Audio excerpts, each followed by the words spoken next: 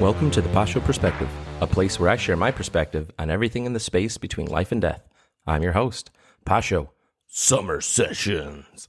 All right, folks. Well, I would be remiss as a podcaster who categorizes himself in culture, society, family, etc., if I didn't address the infanticidal maniac in the room. So let's talk about it. Let's talk about Roe versus Wade.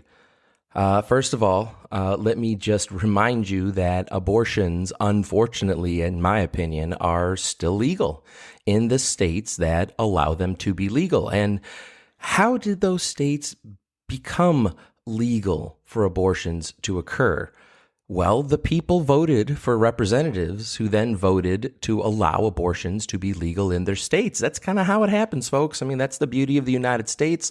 You got 50 states. They don't have to be the same. They can all decide for themselves on everything that is not covered by the Constitution.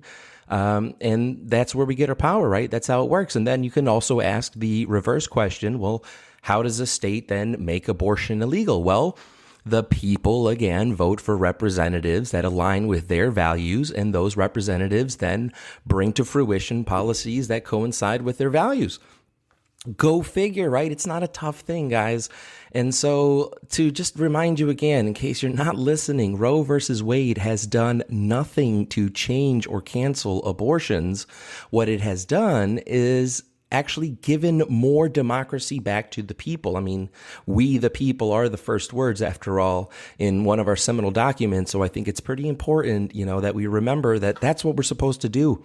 We're not supposed to shirk our responsibilities to a bunch of rich old people who continue to make money and keep making money off of our backs, and off of our hatred and off of our anger and passion. Instead, we the people should be making good choices and looking into really who is representing me. Bill Maher had a great episode this week where he talked about, the fact that representative, like in the legal system, would be your lawyer. And the people are no longer feeling like the representatives who have been selected are being good lawyers. They're not looking out for our behalf. They're looking out for their own. And so things are changing. All right. So let's just start there. Stop calling it, the get out of my uterus thing or whatever. I mean, it's insane because nobody has changed anything. If you live in a blue state, or even just a blue, well, it has to be a blue state for blue cities to continue doing what they're doing. But, then you're fine. You got nothing to worry about. And look at all these woke corporations like Disney and Amazon and Netflix, all volunteering to pay for travel costs for people to get their abortions. So really nothing has happened other than now you got to go on a trip, which apparently is going to be, a paid leave because your company is super woke.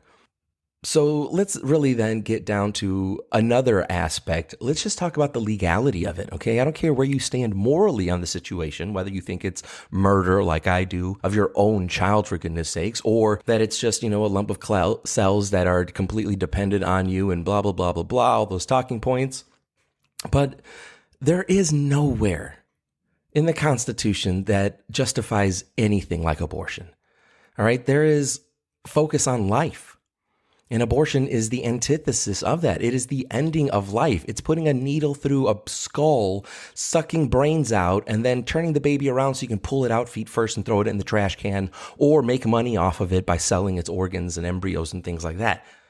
So, when you really look at the reality of it, you really think our founding fathers who put God in everything and God we trust and one nation under God and, the creator and all those principles, you think abortion would be up there? It's not a right. It never was a right. And that's another thing I want to address. Our generation had been sold a bad product. They sold us this idea that, it's your body, your choice, which is trash because if you look at DNA, your baby's DNA is completely different than yours. So it is not your body anymore. It is something else. When you do have something of a choice when it comes to your body is when to have sex. You get to choose that. So if you don't want to get pregnant, stop having sex. If you're afraid of getting pregnant, don't have sex. Now, you can use birth control, and my generation has been sold on that idea too. But, honestly, I think whatever the Lord wants, let the Lord have. And the more children you have, the more fruitful and really the more rich I believe that you are. But anyway, that's a different podcast for a different episode. But you have to value life. And there's nothing in the Constitution, there's nothing in the wording of it and the legality of it. It was just completely self-manifested from some old dudes in the 70s who said that, yeah, you should be able to do it. Murder your own children. Doesn't that sound like a great idea? Thank God we're being more moral. Your children, if they are given the privilege to come into this world, are going to be raised in a much better world. Because a civilization that thinks that it's okay to murder its own children, what else are they going to allow? And look at our streets, people. Crime has gotten worse. Homicide has gotten worse. Domestic violence has gotten worse.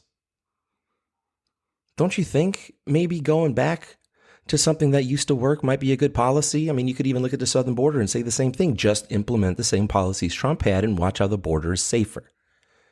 You want to become independent on fuel or lower gas prices? Implement the same policies Trump did, and we will have cheaper gas. But they want to upend everything. They want to upend the nuclear family, and that's really what abortion is. Abortion is you don't have to take responsibility for the choices you had by having sex with this woman. You get off scot-free as the man because it's her choice to murder her child, even though it's yours too. She couldn't have done it by herself. She needed you. She needed your parts at least. And that's how that baby came. I don't like this whole idea that it's your choice. Why? It's my child too. And then you're going to hold the man financially liable if the woman decides, I do want to have this kid, and for 18 years he's going to have to pay into it, and he didn't get a choice, and his voice didn't matter at the beginning. I don't think that makes any sense. And then you have the whole idea that it's your child. It's not like a baby is waiting at the gate and you close the door and you're like, no, not yet. And then eventually you decide 10 years later, okay, now I'm going to have a family, and it's the same baby that comes back to you. You killed that baby. The soul, the DNA, the spirit, everything, the essence is gone, never to be repeated again. The new child that you have when you are conveniently ready is someone completely different soul, different spirit, different DNA. Everything is absolutely different. Just like a first child is different from the middle child, which is different from the youngest child. They are not the same, although they came from the same person. We need to wake up, folks. This is a good thing. This is a win. Because if we can start valuing life, even in its initial stages, maybe we'll stop murdering each other. Maybe we'll stop hating each other for our color and for our opinions and our political leanings and because of our upbringings and what we have and what we don't have. My opinion, my perspective, is this is a great turning point for our country. I told you our father would use the weapons that were forged to get victory, and I believe this is it. There is a consciousness waking up in younger children, and I'm sorry, iGen and millennials, but they're looking at you and they're thinking, no, thank you. I don't want to wait until I'm 40 to move out of my house. I don't want to wait until I'm 50 to own my house. I don't want to believe these nonsensical things that make absolutely no sense in the world. When I look at the biology of every other mammal and animal in the world, there is none that does this. And don't tell me it's because we are conscious. Are we really so problem-free that we start attacking ourselves? Something to think about. That's what I've been thinking about all weekend, and I needed to share that with you guys. So thank you so much for listening. As always, smash that subscribe button if you haven't done so already. Support me on Patreon. Leave me a review. Leave me a comment. Share me with your friend if you really want to flatter me. I love you always, Pachos, Chachos. God bless you. I'll talk to you soon.